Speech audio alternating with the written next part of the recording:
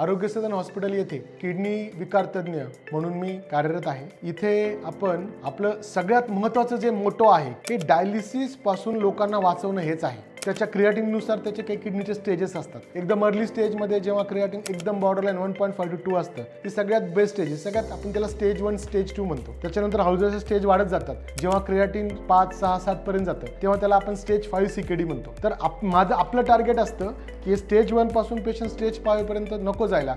याकरता आपण काय काय गोष्टी करू शकतो की पेशंटनी मेडिसिन्स व्यवस्थित घेणे, पेशंटनी खाण्याचे पथ्य व्यवस्थित पाळले पाहिजे, नंतर मिठाचं प्रमाण कमी घेतला पाहिजे, आहारामध्ये कुठल्याही प्रकारचं वेदनाशामक गोळ्यांचा बिलकुल वापर न करणं। दुसरी गोष्ट, ज्या लोकांना रक्तदाब आहे त्यांनी आपलं रक्तदाब अगदी व्यवस्थित मेंटेन करणं आवश्यक आहे। त्याच्याबरोबर जे डायबिटीसचे किंवा मधुमेहाचे रुग्ण आहेत त्यांनी आपली शुगर व्यवस्थित कंट्रोलमध्ये ठेवणे, मेडिसिन्स व्यवस्थित घेणे, कमी गोड घेणे, कुठल्याही प्रकारच्या व्यसनांपासून दूर राहणे, आहारामध्ये पाणी भरपूर प्रमाणात घेणे। ज्यांना किडनीचा काहीच प्रॉब्लेम नाही त्यांनी अगदी भरपूर प्रमाणात पाणी आहारामध्ये घेतलं पाहिजे। उदाहरणार्थ 3 लिटर थंडीच्या सीझनमध्ये आणि 4 लिटरपेक्षा जास्त हे गरमी किंवा उष्णतेच्या सीझनमध्ये। आणि ज्यांना किडनीचा आजार आहे या प्रत्येकाची पाण्याची गरज ही त्यांच्या कंडिशननुसार ठरलेली असते। ते तुम्ही एक्सपर्ट म्हणजे किडनी विकार तज्ञांच्या एक्सपर्ट सल्ल्यानेच तुम्ही त्याचे पाण्याचे प्रमाण ठरवू शकता। त्यानुसार ते फॉलो करणे हे अतिशय आवश्यक आहे।